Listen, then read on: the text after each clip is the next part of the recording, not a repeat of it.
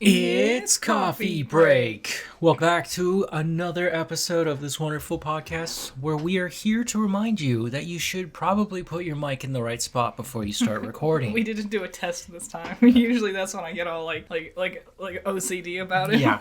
No, what I was really going to tell you is that Viewmaster. Viewmaster? Yes, the toy. Yeah. Where you put the little discs. It's a binocular toy that you put little discs and then you click through them and you can see different images. Yeah.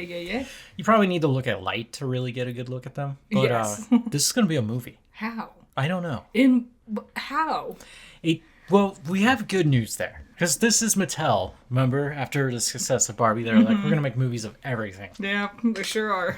And now they're working on Viewmaster. The guy writing it is Phil Johnson. He's known for directing Wreck-It Ralph. Okay. Both of them. All right. I mean, the first one was good. It's a shame about that second one, though. Well, he said he grew up with them in the 80s. Yeah. He loves them. And he's also made kids' movies. So I was like, hey, that's actually a step in a good direction, right? I just don't know what it could be about. The irony is, the Viewmasters I always had just had little, discs of shots of other movies. Oh, that sucks. So it'd be like Lion King screenshots. Wow. Mine, I remember the one I liked the most, dinosaurs. Yes. They were very obvious. Mm-hmm. But they were like models in like a model set, so it looked like they were in their environment. Cute. Pretty cool. Nice. Neat. If I were to do a Viewmaster movie, it would be that the Viewmaster's magical and the kids pick it up and they can like teleport through each of the images. Kind of, there was a couple of different children's books we had growing up, The Magic Tree House or something like that. I don't remember. That's a series. I don't remember. A classic concept. I think it could totally work, and we could bring back Viewmasters. Yeah. But they can't be digital. The satisfying thing about Viewmaster is that clunkety, like pulling down on the lever and seeing it rotate. If it's all just digital, it's just a VR headset. It's not as fun. Yeah, I guess that would be, think of an analog VR headset. Yeah. The Viewmaster. Or, what was that one Nintendo console that was all red? Virtual Boy? Yeah. Yeah, the Virtual Boy. So Toy Story 5 came out with a teaser. It seems to be that this is the teaser they showed off at Comic-Con during the summer. Okay. Because it's literally what everyone just described. Yes. A box showed up, all the toys that we know are freaking out. It's for Bonnie. Bonnie opens it up, and it's like a leapfrog parody type deal. iPad. I really hate that Woody's back somehow. Yeah, that was irritating. Like we just, who cares about that last movie? And Mrs. Potato Head was there. Oh. What's wrong with that? Why can't I just have a problem with that? The lady who used to voice Mrs. Potato Head passed away. So I wonder who's going to voice her now. I love that you just bring the most uplifting commentary to this podcast. But she was a good actress. I wonder who they'll get to reprise the role. Remember that childhood franchise that you really like? You remember when that one actress died? The story's like 1 billion years old. It is. They're all knocking on heaven's door. Have you seen, who voices Buzz Lightyear? What's his name again? Tim Allen? Have you seen him? Yeah, he's doing another car sitcom show. What do you mean another? This is all he ever does.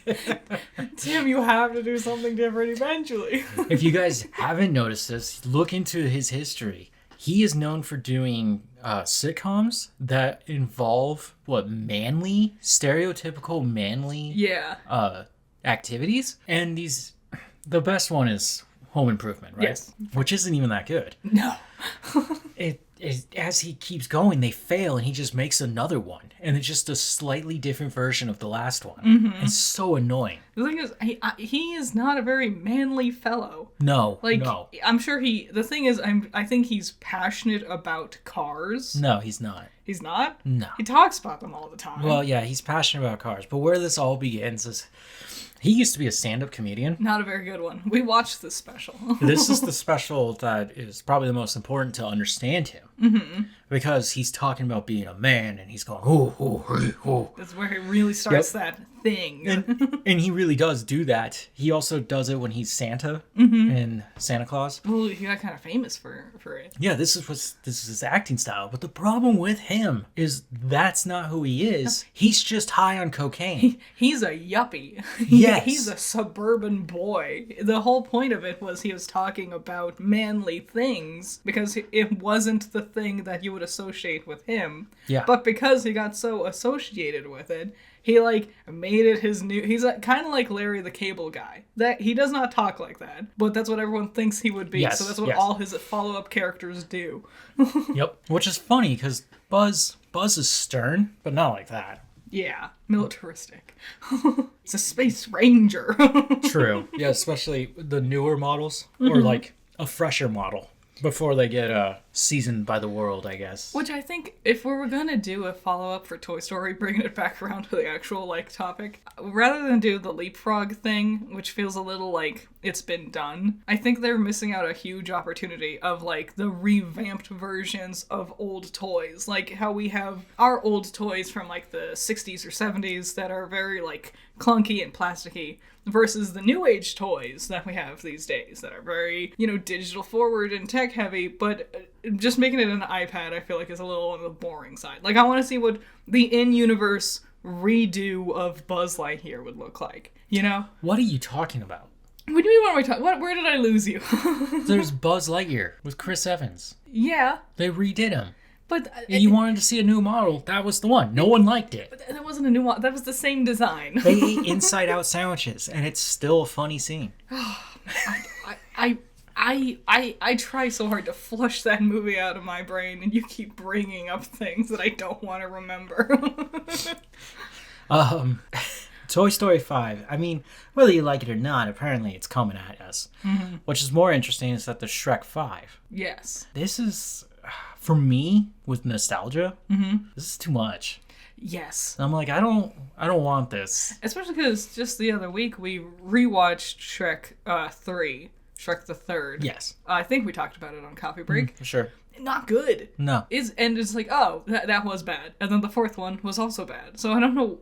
No one wants a fifth one. It's been decades, and no one has asked for a fifth one. Well, honestly, I realized my next project is Spirit, Stallion of the Cimarron. Yes. And we just rewatched it. I'm not going to talk too much about it here. But being an adult and having memories as a child of that movie, it was a very different movie that I just watched. And that was weird.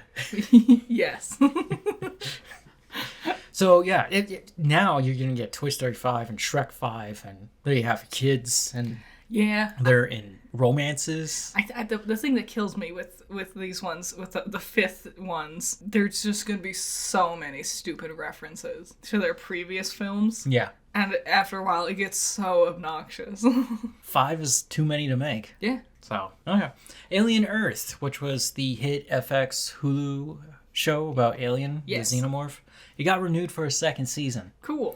So, we haven't finished it, but that tells me everyone survived? Unless it's an anthology type deal. It might be. But I don't think it is. But I have no idea. I keep meaning to sit down and watch it. It's just, I know it's going to be, like, heavy. Sometimes it's like, oh, like White Lotus. We haven't watched the latest season. Yeah. I'm like, I like that show. I bet it would be good. Oh, I'm not, like, emotionally ready for, like, a lot right now. Exactly. The new Predator came out, Badlands.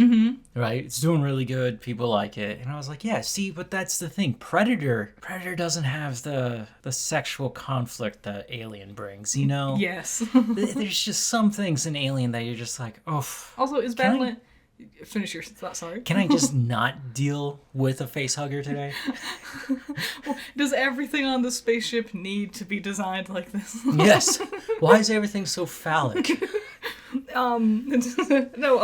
Badlands a movie or a TV show? It's a movie. Because that's the other thing. It's like, I can handle emotional a lot for like 2 hours. I think I can that's handle the other that. thing. 2 hours. With the TV show, it's like, oh, I'm strapping in for an hour per episode, and there's like, what, 8 episodes or something? Yeah, God. It's a 10-hour emotional roller coaster. You're just like, why'd we even go to space?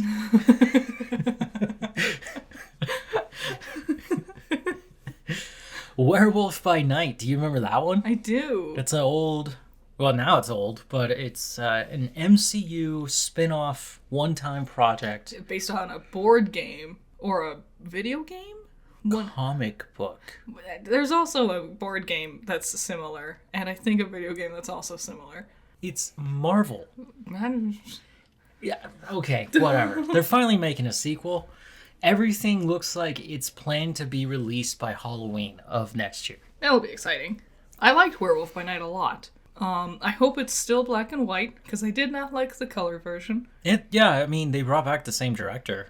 Is it the same character? Are we still following that werewolf guy? They did not reveal more than that. They just said, we're ready to go. He's a new werewolf character. Which, by the way, I should probably apologize for my voice. I'm struggling with allergies. I've been struggling to talk all day. It's been a killer. Like, I've been drippy dripperson, and I'm not sick. it's just all the trees and plants are like doing right now. Yeah. See, everywhere else they die. Here in the desert, they just thrive. Because that's the desert. Half of them are like in pollen season, and the other half are in like dormant season. Yeah. But by going dormant, they release their own kind of pseudopollen that's it was much more smelly. Well, on the way to work, I passed by these organ pipe cacti. And when cacti bloom, it's one time a year. Mm-hmm. And they were blooming, so I got to see them. They're really pretty flowers. You only enjoy them for like less than 24 hours. Yeah. And then they're gone. That was it. That's all you got. Mm-hmm. And, I mean, when I see them blooming, I'm like, oh, the desert's healthy and happy right now. Yes. Which is not good for my sinuses. No. Season 3 of Avatar The Last Airbender for Netflix has finished filming. They are done with the entire series. Good, because we were just, I don't think we didn't talk about it on a coffee break, but we No. were talking with each other that those kids were aging rapidly. Yes, we did complain about that because of One Piece. Yeah.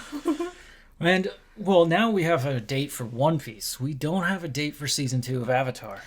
They have a lot they need to do. Season 1 wasn't amazing. I'm glad that they were able to do all 3 seasons. What do you mean? They got the cabbage guy back. Was that not enough? They sure did. And they threw in that one storyline from Season 2 and Season 1. They And you don't get Toph. Damn. Yet they're moving around in a cave. God, that really made me wonder. We'll see. Yeah, we'll see what happens there. But I'm glad they finished it. Yes. So we will get a completed project? Now it's just waiting around on, like, VFX and stuff. Yes.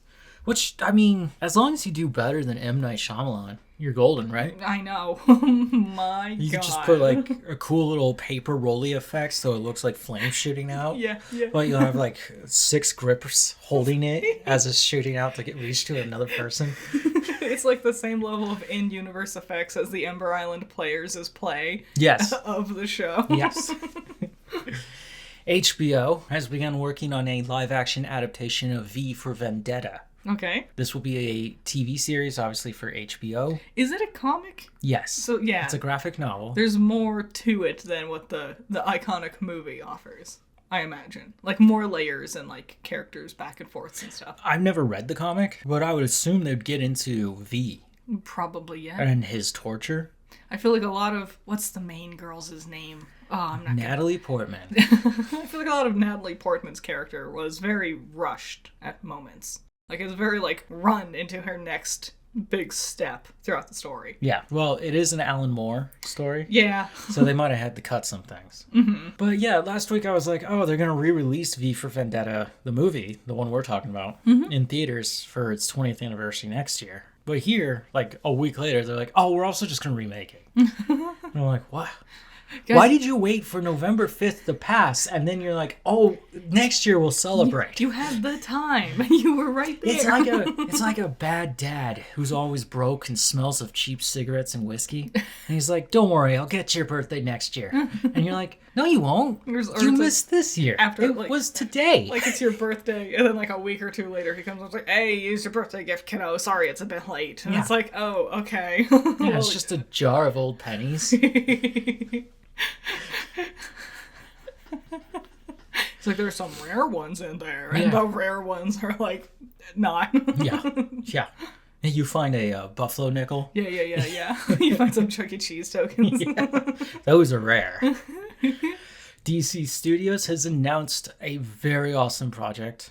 I heard about this one a while ago, but it wasn't officially announced until this week. Mm-hmm. Jimmy Olsen, yes, Soup's best friend, I suppose, will be in a TV show. Uh-huh. We don't know what it's called. I think right now it's called Jimmy Olsen. That would make sense, but that also feels a little boring. They need like a flashy like subtitle too. Yeah. Basically, so he's working at the Daily Planet, and he's looking into metahumans, and he's tracking them. And then he ends up tracking Gorilla Grodd. Yeah. And this will be his main enemy in the show. I'm excited. I like all of those words in that order.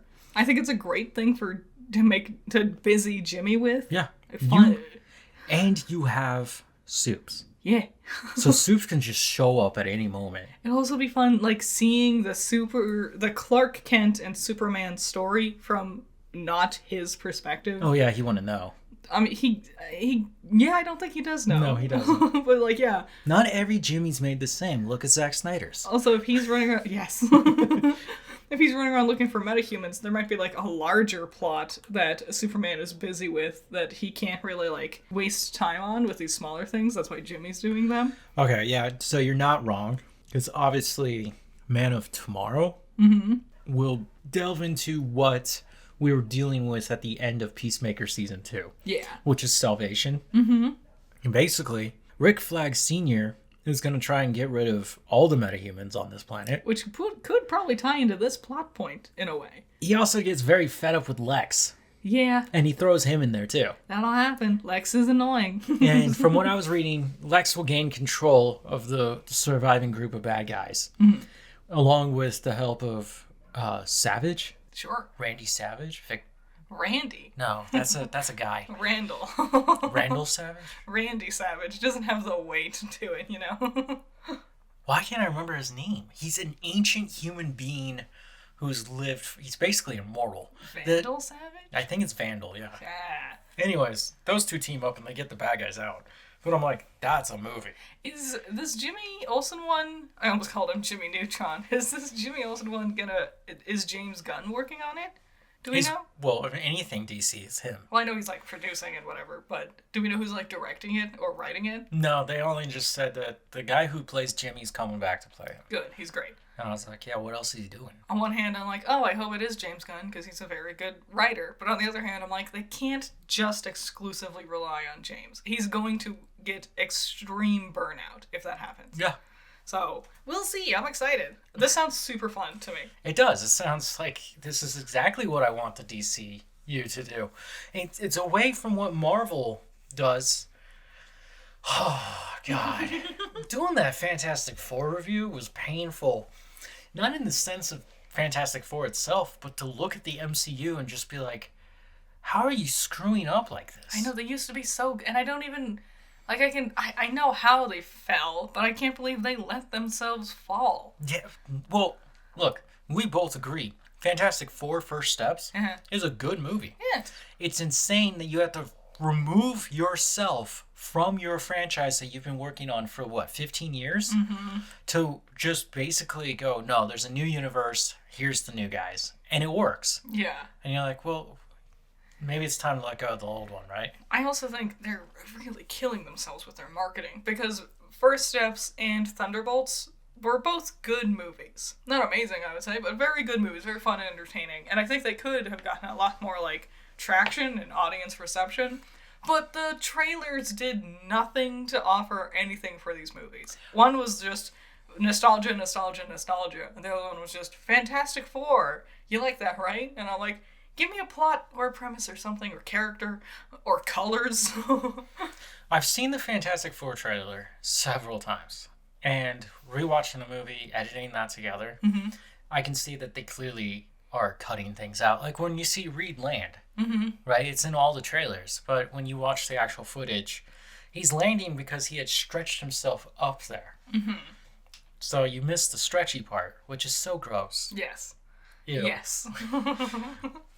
Taking a little downturn here, but Tom Felton, known for Draco Malfoy, did his stage debut appearance as Malfoy. Okay. For The Cursed Child, and the crowd went nuts. I'm sure they did. He had to stop for a couple minutes just to let them just like get it out. Which I would personally be very irritated. I was irritated too because I was like, what scene is this? Everyone stopped, so I don't know which character's which. I mean, good for Tom. Be happy, I suppose, but I think this is your legacy. You're just gonna keep doing this over and over again. The same character. What are you in, Marvel? Yeah, I mean, he tried to break out of it. We saw him in other things after Harry Potter. Weirdly enough, when I saw him in The Flash in the later seasons, I was really confused. Oh, yeah. I did not finish The Flash. The only reason was Iris. She just bitches too much. Gosh, she was getting annoying. Also, their villains were getting kind of stupid. Yeah, after you're done with Zoom, you're like... I know. There's only so many slightly faster guys you can deal with. Eobard, where it starts with, Zoom, which is just a crazy soup-up version of whatever he was in the comics. Mm-hmm. It's like Vigilante. Vigilante's not supposed to be that cool. Nah. He's not supposed to be funny. But he's better this way. His favorite Pokemon's Infernape. And you got Salvatore, which was evil, corrupted Flash in the future. Yeah. And then you get to Vigilante and all that, and you're just like, oh, this is a downgrade. But yeah, Tom Felton, good luck. This Harry Potter train, if we want to call it Hogwarts Express. Platform 9 3/4. On this platform. We can't stop it. For some reason, it's coming. Warner Brothers is really, really desperate for this to be as hugely financially successful as it used to be. Yes. Which I don't blame them. They had the golden goose. And it just, because time works, became less and less relevant once it was over. And they must have made so much money. So I get why they want to try to, like, relight that flame, because nothing else they're doing is really working. Well, yeah, so we see that The Cursed Child, which has been a stage play since the book came out, the script. Yeah, I was still living with my parents, so it was like 2012 or something. Way back. Damn, it was that long ago, yeah. I've read the story. I liked it. I wish it would be adapted for film. Whatever. But that was the last, what?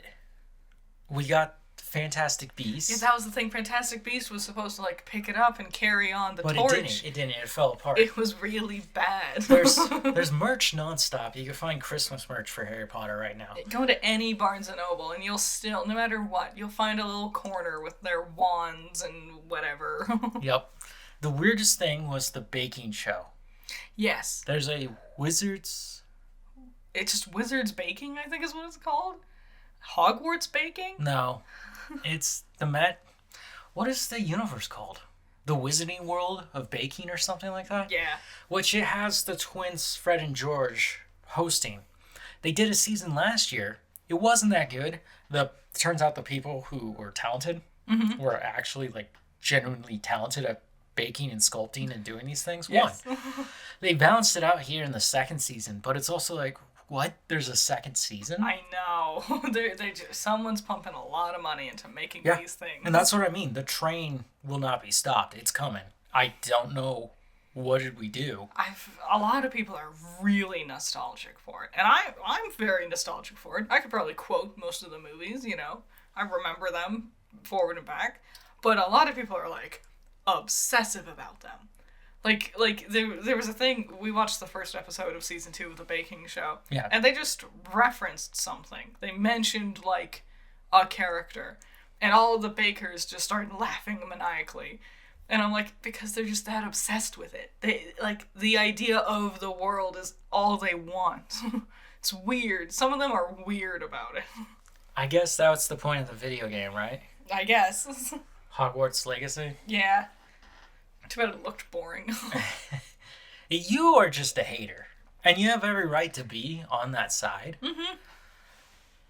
But, I don't know, there's something going on there. I will say, even if J.K. Rowling wasn't, like, the worst person on the face of the planet, I still wouldn't be very impressed with what the Wizarding World has been putting out. You know? Yeah. It's crazy. She wrote one story, and we're still talking about it today. It kind of gets annoying. Jeremy Renner. Yeah, it would take a turn for the worse. So Jeremy Renner's in some heat right now because apparently he's allegedly sexually harassing a female director. Yeah. In which he sent her a cease and desist, and she sent him a cease and desist. Which I was like, whoa. Yeah. I was like, what? Because here's the thing. Jeremy Renner has always been a freak. Yes. He should have been in that episode, It's Not Okay to Be a Freak. I should have had him standing next to Batman in Wednesday. Oh, well. He's from Modesto, California. Nothing good from Modesto, California has ever happened. You could say George Lucas, but then go look at what he did with Star Wars. Have you seen the Christmas special? Yes. It's not all good. Jeremy Renner also has... You got your YouTube guy who did the video essay. Danny Gonzalez and Drew Gooden, where they talk about his app, his weird app. Jeremy Renner's app, where you pay him to text you, and he will just copy and paste his text to everybody. Yes. It's so weird. Apparently he's been, like, kind of abusive with women before his ex-wife came out and talked about this. Like, that dude is not all right, and it's... You think we would have caught on sooner, but they really swept that one under the rug for a good while. Yeah, no, he really is a whack job. I've always known this about him. So, whether she's right or he's right or they're both wrong or whatever, just know, at the bottom of it, it's probably Jeremy Renner. Yeah. Oscar Isaac talked about... Well, he was asked in an interview if he'd come back to Star Wars. And he said if Disney doesn't succumb to fascism, then he would be willing to talk. And I was like, that's the headline. Yeah. Disney. But Oscar Isaac, Academy Award-winning actor. The guy you screwed over hard. Yes. Not as multiple bad. times. Yeah, not Moon Knight. Moon Knight. Not as bad as John Boyega, but I mean, he's openly calling you guys fascists. Yeah. Like... Those are the words of a man who is currently absolutely booming with Guillermo del Toro's Frankenstein right now. Yeah, and people are going to keep casting him. And Disney is going to have to deal with a famous face... public face, saying you guys suck. Yeah, they do. They do. They have really scummy practices. Yeah, and which was funny because after that, in the article, they started listing all the things they were doing, like the Jimmy Kimmel stuff. Yep. And yeah, scrubbing away like LGBTQIA plus stories, Yep. characters. Oh, but they'll throw the Pride events so you can buy their merch. Yep. I just thought that was interesting. Go Oscar. Wahoo. Michael Caine. Michael Caine. And Matthew McConaughey. Oh, is this weird one that you told us about a while ago? No, that'd be Vin Diesel. Oh. Yeah. What else is Michael Caine getting up to? So Michael Caine's going to do one more movie with Vin Diesel, if we forgot. It's The Last Witch Hunter 2. Yeah. We've talked about it before. Anyways, Weird. Michael Caine and McConaughey have signed contracts with an AI voice company to license out their voices. Why? Because, okay, Michael Caine wants to do this because he's retiring. He also thinks that this would be beneficial for those who are trying to create projects to have his voice on archive so they can, use it. McConaughey, he went to them, this company. I forgot to write down their name, but you can find it online. And he went to them and he was so impressed with it. He invested some of his own money and then decided to lend his voice to them. What they're doing here is they're selling their brand. They are. They're selling their voices through AI. So it's now a business. It's scummy. I don't like it. Because you know what happens once they have your voice, Matthew McConaughey? They will never hire you again because they already have your voice. Yeah. They'll just use your voice. They could make you say anything in the world, whether you agree with it or not. But that's your voice, and you have a pretty iconic one. But the thing is, you have to purchase the rights to use it. But once they do, you can't stop them.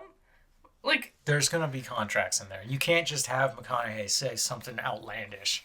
I don't know. Because, what happens if, there's a data breach and someone can get in there and steal his voice and then have him say anything, And on top of that, you're stealing jobs away. If you don't want to do voice work for another 100 years, Michael Caine, guess what? There's plenty of other voice actors and performers who do want to get voice work, but they're not going to get it because they'll be like, oh, just get famous Michael Caine's voice off the computer to do it instead. Okay. I was trying to approach it from the other side and trying to be like, oh, look, here's a other more productive way to use AI is to sell your brand. Think about it as a temporary licensing so that you could be, I don't know, you can send a postcard to your friend, a digital postcard, and it could be Matthew McConaughey being like, hey, hey, hey.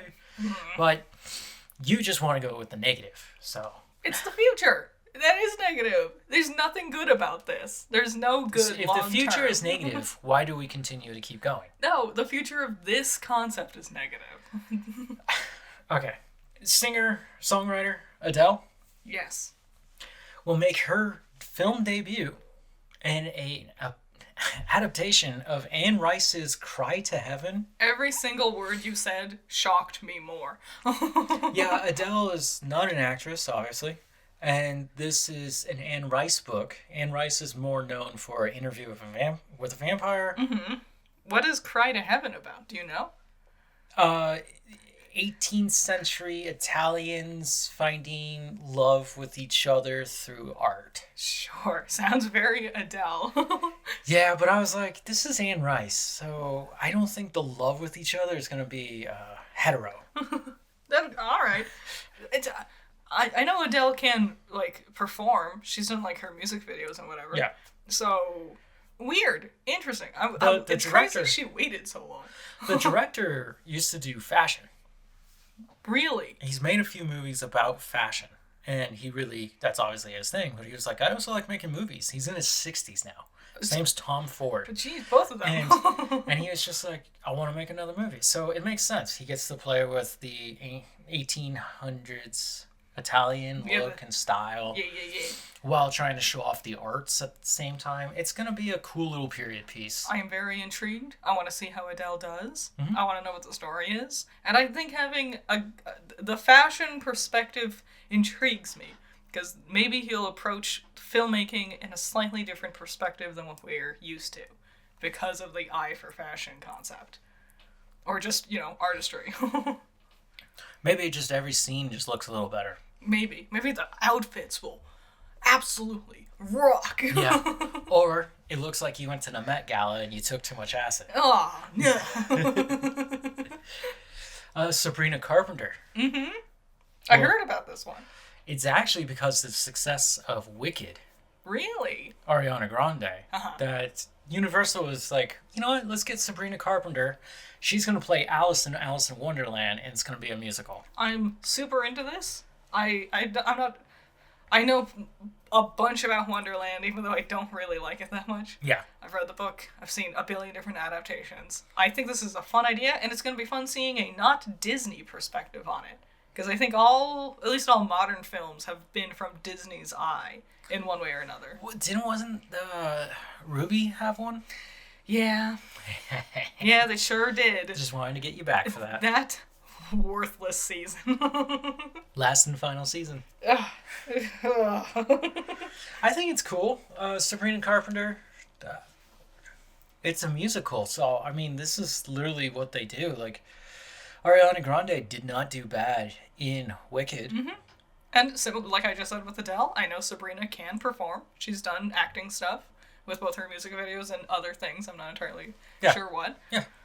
Unique. This is a older Alice. Usually Alice is depicted as a child because the concept is she's seeing the world from a perspective of an adult's idea. It's about growing up. So it's interesting that she is a grown-up. I wonder what the story will be about. Okay. I'm intrigued. I bet it's the same boring story with a slight change. We'll see. Paramount Skydance, because that is what they are called now, has demanded their workers return for a permanent 5-day week structure, right? This is the normal. Okay. They have been not doing that since the pandemic. What have they been doing? Or whatever they want. Notice nothing's getting done in Hollywood. Yeah. All of Hollywood is uniquely lazy for wanting you to always be doing something for them. And now they've made a demand for all these people to come back. Okay? Mm-hmm. And more than 100 employees have decided not to come back. Wow. They would rather take a severance package and find work elsewhere because they don't want to do the 9 to 5 anymore.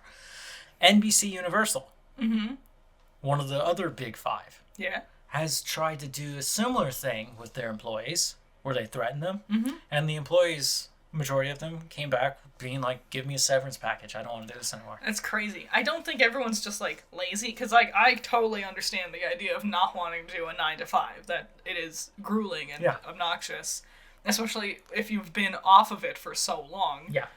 But there also must be another thing, like, because if you study film at all, or even just make, like, an indie film or something, you know film sets are absolutely terrible and stressful. Any part of the filmmaking process is terrible and stressful. So maybe it's just really, really stressful, and the idea of making art isn't enough to overcome the stress of having to go in for the 5-day work week, you know? Yeah, it could also just be like, I don't know, most of us work normal blue-collar jobs, right? There are just times where you just want to put something in your mouth or put it at someone's head. Like, you just get so irritated. The doldrums, the minutiae of just day-to-day living is so aggravating. And then to be demanded. It must be not worth whatever they were being paid. Yes. Is another thing. Yes. Well, Paramount Skydance really screwed up because they just had this merger. They just struggled through the pandemic. They got hit really hard with the SAG-AFTRA strike, which affected all of their Yellowstone stuff. That's why it stopped working. Don't they want to buy Warner Brothers? You guys can't even keep your employees now. So after all this came out, I was reading about the CEO. I already forgot his name. I don't care about him. He's a Trump fan, and that kind of bothers me. Especially being in this industry. It's like, whoa. Anyways, he's like, Warner Brothers Discovery wasn't like everything to us. And I was like, yeah, okay. I didn't even like her that much anyway. Yeah. Actually, maybe she was kind of ugly. So I'm happy she didn't call me back. Funny enough, the CFO, I think, of Universal, NBC Universal, just took a trip to Saudi Arabia to find financial backers for a potential merger between Universal and Warner Brothers. Weird. So we know that many people are going out to the Middle East, especially Saudi Arabia. They've shown up in video games. They took over EA. Yeah. We talked about that. They're helping Ubisoft, and now they want to help Hollywood, which is fine. They want money. They're here. They're not here to, indoctrinate you? I'm trying to think of the rhetoric the right uses. There's a low-flying plane. I don't know if you can hear it. Yeah. We're going to just stop it right here. Okay, sorry about the plane. Take-Two interaction. Oh my gosh. Okay. Take-Two interaction took some heat this week when they allegedly fired 30 to 40 employees. Ooh. For union busting. The actual number that I was able to get from a UK website was 31. Yeesh. The reason why I know that is the independent workers of the union for Great Britain are actively trying to get back at RockStar for unlawfully terminating these union workers. Now, because RockStar, Take-Two, sister companies, they work together. RockStar creates their worlds, right? The way I know it, Take-Two does all the cutscenes. Yes. Okay, and Take-Two did all these things. This now set back RockStar's plans for Grand Theft Auto 6 into November of next year. It's crazy. But now, with this counter lawsuit, that might push it back into 2027. What a catastrophe. What a mistake on every level. Yes. This also will just be so much more of a hassle and so much more of a cost than if you just paid the union workers. It's crazy to say this, but there's a greater chance of seeing peace across the Middle East before you see Grand Theft Auto 6. It's never gonna happen. It's just like Shrek 5. We've seen it, but I don't expect it. Like that, like Elder Scrolls. I'm not gonna hold my breath. Oh, Elder Scrolls didn't even make it. What a joke. 2021, 2022, whenever. They were like Elder Scrolls 6. Yeah. Right? Sequel to Skyrim. the other day, the company owner of Bethesda, he was like, "We're still working on it. It's years away." Yeah. And it's like, okay, you're gonna see a Legend of Zelda live action movie before you see Elder Scrolls 6 and Grand Theft Auto 6. Crazy. It's so crazy. Spider-Man will have a fourth movie. A landmark event. It is. It's a landmark for Hollywood. It's crazy. The union busting is crazy. I don't. You're scummy if you don't like unions. Unions only benefit people. You know, they're there in order to help the workers get a fair pay and time off and everything and whatnot. Yep. If you're sitting there trying to bust unions, you just might as well be telling everyone you don't care about your employees. No, that you don't see them as employees. Yes, you see them as the numbers to help your numbers, and you think of them as expendable. Gross. Shame on you. Take 2. I hope your game is poop. Well, it's Grand Theft Auto 6, so I don't know if it'll be poop, but oh my god, we've been waiting way too long. The hype might be too much for it, honestly. I don't even know if it's going to be hype anymore. I think a lot of it's going to be like, is it a thing? Can I touch it? Oh yeah, it finally happened. Yeah. Like a dead jellyfish on the side of a beach. Is it okay to kick it? Sometimes. You get a stick and you poke it and you try to push it back to the water. Oh, it's dead. It's not moving. Oh, dang. But yeah, a little sadness for the gamers in this world. Nintendo Direct. I woke up this morning and Nintendo was like, "We got a new Direct for you."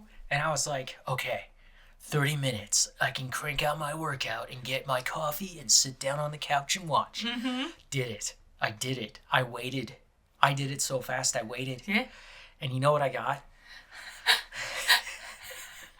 I got a very disappointing trailer. It's just a little trailer. And then Miyamoto Yeah. and the guy from Illumination. Yeah. And the guy from Illumination was telling me some really interesting things. Because Miyamoto was just like, it's a Nintendo product, and that's why I'm here. Yeah. And the Illumination dude was like, this is going to be one of the greatest movies we've ever made. We're glad to come back and do everything.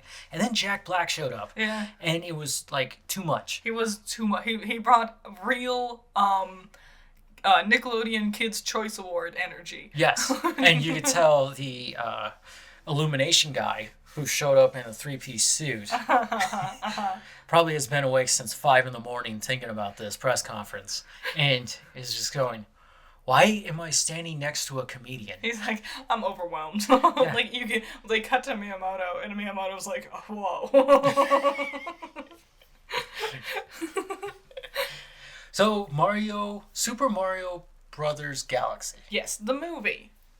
We got we've confirmed 2 things. Rosalina, which we knew. Yep. It's in Galaxy. And Is it? and my favorite part, BJ's gonna be in it. We got Bowser Jr. I'm really excited that they introduced, and now we just need the other Koopalings. So, the characters being there, yeah, okay, fine, that makes sense, right? Mm-hmm. The actors. Okay. You went, okay, between Rosalina and Bowser Jr., Yes. you went in 2 different directions. Wildly different directions. And if you thought one was wildly too far over to the right, the other one's too far to the left, you're like, whoa, this is going to be scary. Yes. So Rosalina's gonna be Brie Larson. Yeah. I'm excited for this. But Brie Larson's a terrible person, so we could put her right next to Chris Pratt as Marvel trash. She sounds fine for Rosalina. She's really excited for it, which I go, oh, that's cool, I guess. Okay. I don't hate her as much as everybody else does. I mean, okay, she's incredibly sexist for sure. Is she? Or She does is. she just like, is men... This is not a conversation for this podcast. Also, that was like 10 years ago. For a mediocre movie. People need to get over her. Yeah, wasn't it Captain Marvel? Yeah. Yeah, it's a 10 years terrible ago. movie. Mediocre at best. Nothing that bad. And then Bowser Jr., Benny Safferty. like, I was like, oh, that voice sounds so familiar. And then his face showed up on my screen and I went, ah! No! I'm scared. Co-director of Uncut Gems. Which, when Jack Black was saying Uncut Gems, because he just kept referring to Benny, Uh-huh. right? And he said Uncut Gems, I was like, how is Adam Sandler in here?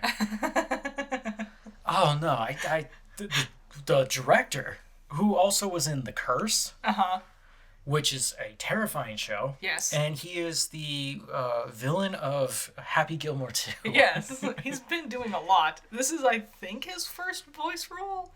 I'm not... He's done a lot in the past, so I might be mistaken. But I'm intrigued. Yeah. Well, the thing with him, I've seen him do everything else but be a nice guy.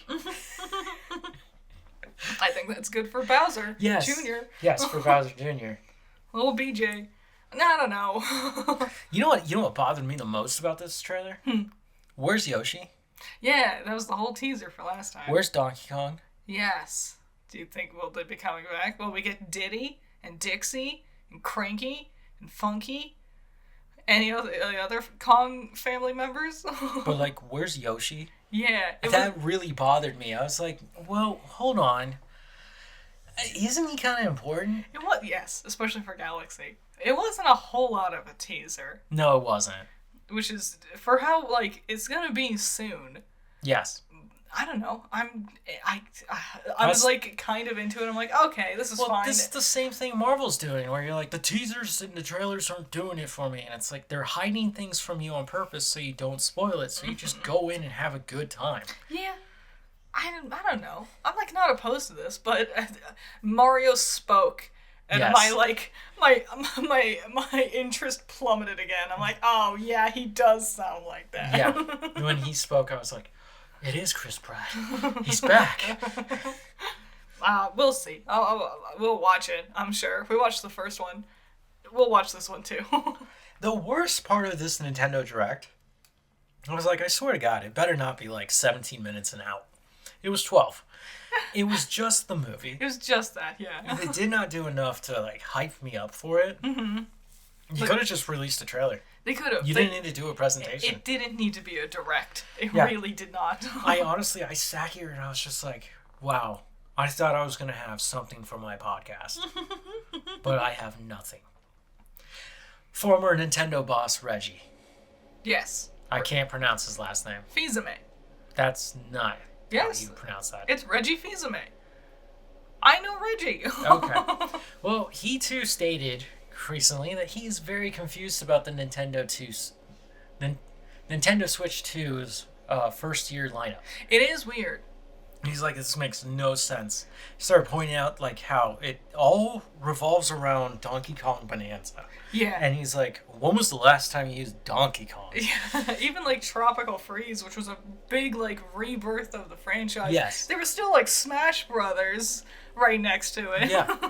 And then he's like, you got a Legend of Zelda that's not even a Legend of Zelda. It's just Hyrule Warriors. It's a spinoff. Yeah. You got Pokemon ZA, which is also available for the Switch. A lot of them are also available on the Switch. You got Metroid Prime 4, which is also apparently for the Switch. That's what I was reading, but the advertisement says it's only for the Switch 2. Weird. And then you have the new Pokemon Harvest Moon game. Yeah, the Pokopia or whatever it's going to be called. And Mario Kart World. Yeah, but Mario Kart World is like the most expensive, shitty version of Wii Sports you got forced with. It looks so like kind of charming, but also like you would get really bored of it really quickly. Yeah. Which is why no one talked about it for more than like 2 days. Yes. So, I thought that was interesting. And for the Game of the Year awards, they will exclusively premiere and stream on Amazon Prime December 11th. Amazon Prime? Yes, they finally found a home. Wow. They were just lingering out there on the internet. Weren't they on like YouTube? Yeah, that's how I saw them the last few years. I'm curious to see what we'll do this time. Last year was okay. We got that great live performance by 21 Pilots doing the Arcane soundtrack. Yep. That was great. That was definitely a highlight. It's a shame that boring platformer game won Game of the Year though. Astro Boy? Yeah. Yeah. I want to see the lineup of like who's the contenders, right? Yeah. It was Claire Obscura, Expedition 33. Which I've heard great things. I've seen zero gameplay. Yeah, I've seen some gameplay, but it's just like, it can't be that good, guys. I don't know. Okay, I don't know. When is it? What did you say? What day it's gonna be streaming on? December 11th. Ooh, kind of soon. Gonna be exciting. Okay, it is now Box Office Trolls. Box Office Trolls. Yay! Like I said, Predator, Badlands, #1. Destroying. Which, it's not like it had much competition. No. #2, Regretting You. Okay. Yeah. #3, Black Phone 2. Now that it's It's 4 weeks old. it's really post-Halloween, so Yeah. it's really gonna start plummeting by this point. #4, Sarah's Oil. Sarah's Oil. We did not ask where she got it from. It's just like a woman with like bacon grease, and she's like, crap, I gotta throw this away somewhere.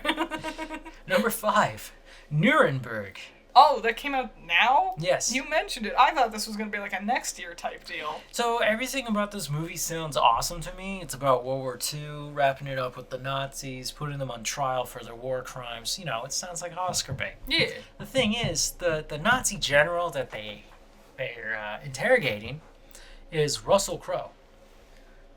Russell's amazing. Russell Crowe's amazing. Weird choice. He's Australian. And he's like 1,000 years old. And he's shaped like the Michelin Man. Well, what did Nuremberg look like? Surely that was a real Nuremberg guy. is the place. Oh. I'm committed. pretty sure it looked like rubble. I committed. I was like, surely it's named after the man. They named it after a Nazi? I know it's called the Nuremberg trials. I just assumed a man was on trial. I could be wrong. That could be his name. I'm certain I'm wrong. #6, Bulgonia. I don't know what that is. #7, Chainsaw Man. Hooray! #8, Die My Love. Dang.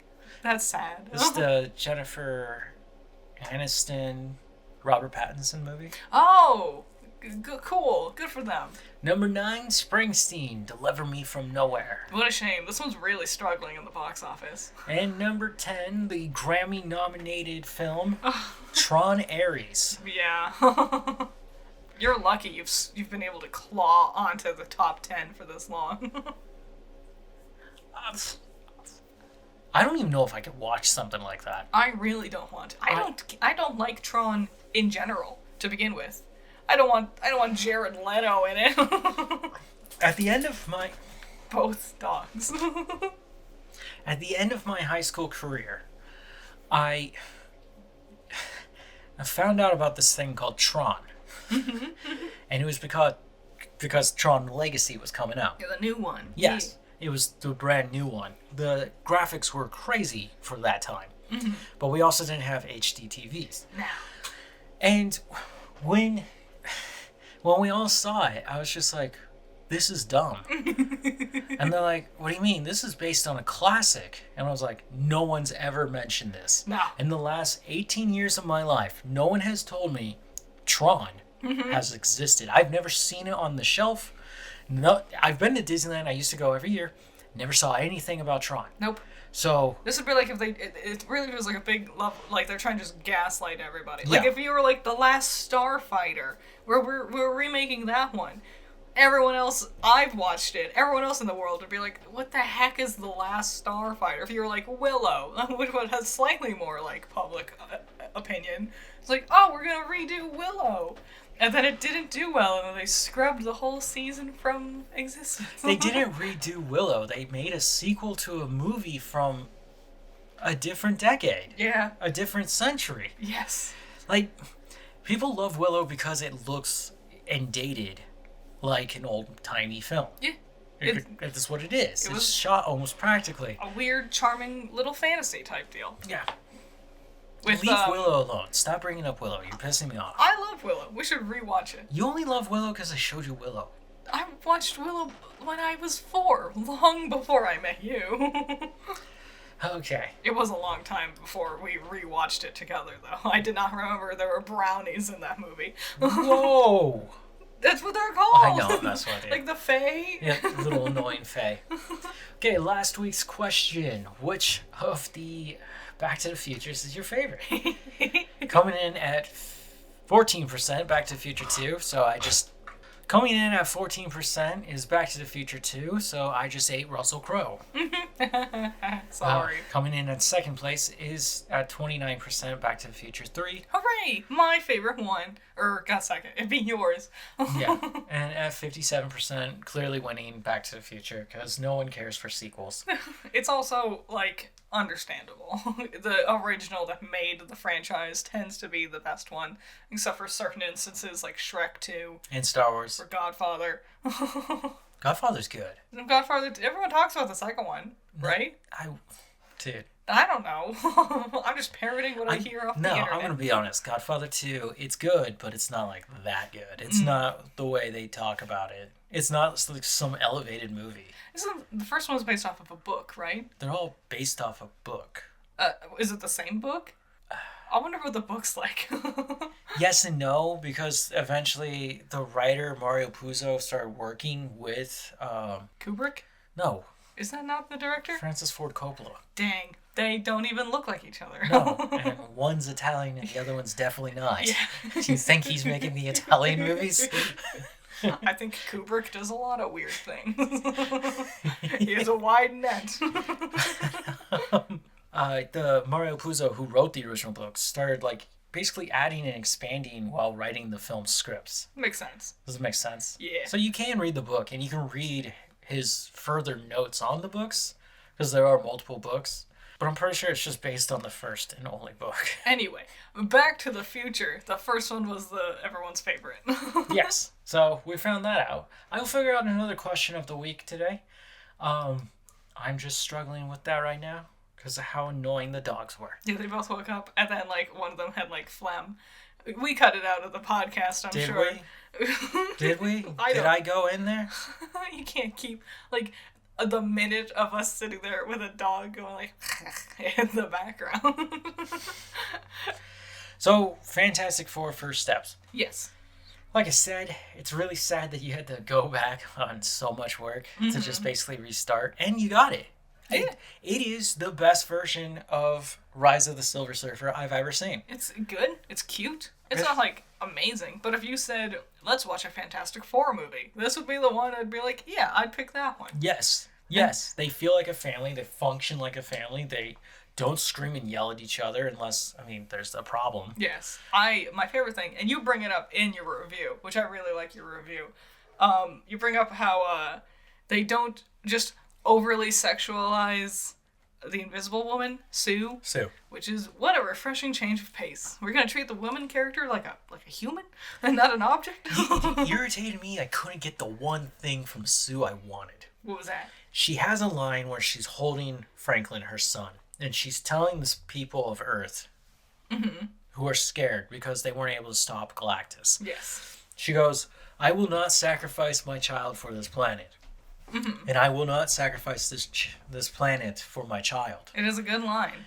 And then she's basically saying, together, all of us of this planet will move forward and create a new future. She does a really good job as being the emotional core for, like, the whole family. She's the mom. Yeah. It makes a lot of sense. It was good. It was exciting. It was just Did you bring your phone to the podcast? No, it's over there. But, no, yeah, it's exciting. Just odd pacing overall, I would say. It is. But no, it was good. I enjoyed it. I liked the cast. They had great chemistry together. They did. It just wasn't anything to, like, you know, it wasn't Marvel big. No. No, one of the biggest problems is, like, Shalabal, the Silver Surfer, she'll arrive and talk, and then you see the people of Earth freaking out and the Fantastic Four trying to figure out something. And then about an hour in, they will finally get in the Excelsior and take off to meet Galactus. Yeah. Wait, I mean, you gotta wait. And then they run away from the situation because he's obviously something way crazier than they ever thought. It definitely felt like they struggled to fill the middle of the movie. Well, I like that stuff because it's all about the science of, you know. Yeah, it made us feel like they didn't just easily solve all the problems. No, they didn't. It was the stick to a lever and then move it to the other side of the universe or something like that. Yeah, but they had to make mistakes first. Yeah. Which I appreciate. Also, Shala Ball's surfing looked awesome. Yeah. Looked great. 10 out of 10. It was weird because the Rise of the Silver Surfer was almost all practical. Yes. While here, they use CGI. Mm-hmm. But you could see the CGI, it's better than the practical stuff now. It is. And it was the way she surfed across different things. Yes. They must have done a lot of, like, mocap with actual surfers, because it felt much more visceral. Yeah. And weirdly more real that way. Or with the practical effects with the older one from, like, what was it, 2003 or something? It's very much like, don't fall, because you're actually floating, you're, like, being hoisted up by this thing, and it can't really pivot. There's not a lot of pivoting with his old board, you know? Oh, he doesn't pivot, does he? Unless he's full on CGI. Mm-hmm. Okay. Yeah. Cool. Yeah. And Johnny was well done. Yeah. I was so surprised he actually became my favorite character. I was like, whoa. I was more invested in his storyline. Mm-hmm. Like, I was talking about things with what he was working with long before they were even revealed to you as the audience. Yeah. He was also the actor I was most, like, uncertain about, because we haven't seen Stranger Things, but No. I know he played Eddie in the last season. Joseph Quinn, I think is his name. He did great. I liked him a lot. I would love to see him doing more stuff. Go ahead. You do your thing. Fun fact. Everybody in the Fantastic Four, with the exception of Pedro Pascal, is in their 30s. Yeah. Pedro Pascal is literally 50 years old. He's like Paul Rudd. They drank from the fountain of youth. They're immortal. Yeah. They don't age. The Adrenochrome. I also liked this version of The Thing, because both versions of Ben Grimes before was a lot of, like, grappling with his physical appearance being so, like, wildly changed. Yes. And it was neat seeing a version of him that's just, like, comfortable. Yeah. With his life and himself. It was neat. It was nice. If this was the actual start to the MCU rather than Iron Man, I think people would have loved it. Oh my god. But because we have 20 years worth of films and turbulence and a shaky foundation for the company, I don't think it got as much recognition as it deserved, but it wasn't, like, amazing. I wonder if the sequel, because it'll be, Phase 7, which is the reboot. Jeez Louise. Allegedly, they're going to do a reboot Woof. right at the end of Secret Wars. The sequel will be called First Family, because that's what the movie should have been called. I don't know why it's called First Steps. It's more confusing because you're like, Galactus takes as many steps as Reed Richards would. I think they want to play with, like, baby steps, like the first steps your baby makes when they're born, to do, like, the whole Franklin aspect. Franklin. But it wasn't great. Yeah. You could have just called it Fantastic Four. Yeah, and honestly, it's just Fantastic Four. Franklin adds very little. Well, he's a baby, so there's only so much he can do. I appreciate small thing. I appreciated how frequently it was just real people holding a real baby. Yeah. A lot of Ben Grimes is just practical also. Yep. People thought they CG'd the baby. No, he was real. They just CG'd the thing around him. Yeah. No, you can see the size of the thing when he's sitting there, or when he's moving around. You can actually see him moving. It's pretty cool. Ebon? I never figured out how to say his name. Ebon Moss? I'm going to commit to that. I might be wrong. He did. Cuz? Yeah, he did. He's just a tall guy in general. He's not. Not like when he's acting against Jeremy Allen White and the others from the Bear. Yeah.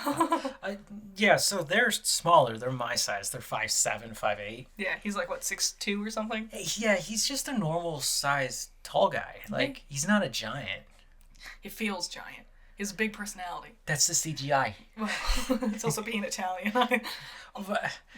My favorite part of the whole movie is at the very, very end. It's just like a real thing people do, where Ben was holding Franklin and he was standing there with Johnny. Yep. And Johnny pretended to eat Franklin's leg. It's just a thing. You just pretend to eat the baby. Yep. People just do that. I love that they ran away from... I mean, spoiler alerts, they live. And What? No. yeah, I know. They ran away from their talk show set on ABC. Yeah. And they were trying to figure out how to buckle the car seat in. And it took 3 grown-ass men to work together to figure this out. And one of them's the smartest man in the world. I know. One of them's the greatest pilot in the world. And one of them is Johnny, who actually in this movie has intelligence, but just And we saw him loop it through. It's so. I wonder how much was just improv in that scene. I know. Well, that's the thing. I was thinking about that scene, and I was like, the way that family works, they are going to be so weird with our MCU. Yeah, they're so closely knit. Yeah. And then we have all these other freaks coming in. The only other group I think that would really even get close to understanding them would be the Guardians. Well, yes. Well, a lot of them don't have family. Yeah. It's kind of the tragedy of being a superhero. Yeah. I know. You have to have that tragedy, but they're going to... When the Fantastic Four and all 5 of them roll up, right? Our Avengers is going to be like, you're just a bunch of nerds. And then they start showing up, and they're like, oh, I see. But our guys, they're like nitty-gritty war heroes who've seen a little too much shit. I've been tormented by a galactic demon witch. And I'm like, oh, we put a baby stroller into the car. Yeah, just ask Thor to try and sum up his journey since 2009. It's going to be like, oh, what the hell? And Johnny's going to be like, I fell in love with a space lady last week. He's woof. Do you know what happens to actual Johnny Storm in the comics? Like, who he ends up falling in love with? This, like, weird noodle alien, not humanoid at all. Oh. It's the craziest. I'll show you a picture later, but Okay. Look it up if you're listening. The other thing to talk about and point out is that we saw the chair company. Yes. We caught up, and all I can say here is I have no comments. It's hard to talk about. It's very hard to talk about, but if you are looking for the avant-garde, if you need something to take you out of your headspace, this will do it. If you want something that's genuinely stressful and tense, but also genuinely very funny, this is perfect for you. It's so gripping. If you just see the trailer or tidbit of the episode last week, you'll see him writing on his computer. Yeah. And it very much describes just a human emotion. Yes. I can't wait. The thing is, it's hard to talk about, like, a mystery as it's unfolding. Yes. Because there's not much to really elaborate on. Yeah. Other than just pointing out the various mysterious things we've seen. Which, at that point, just watch the episode yourself. Yeah. Okay, that has to be the end of Coffee Break. Yeah. Sorry, it's all over the place. Our dogs are... I think they gotta go pee or something. Yeah, well, this is the dog's fault. Okay. Thunderbird, Spirit, that's all I got. Where they come, I don't know. Hasbin Hotel. Nice. We're wrapping it up. There's only 4 episodes left. Nice. 2 this week, 2 next week. Okay. Guys, enjoy. We're getting closer to Thanksgiving. It's finally going to get colder, at least for us in the Southwest. Hooray! Stay warm. Have fun. Happy holidays. Bye-bye. Bye.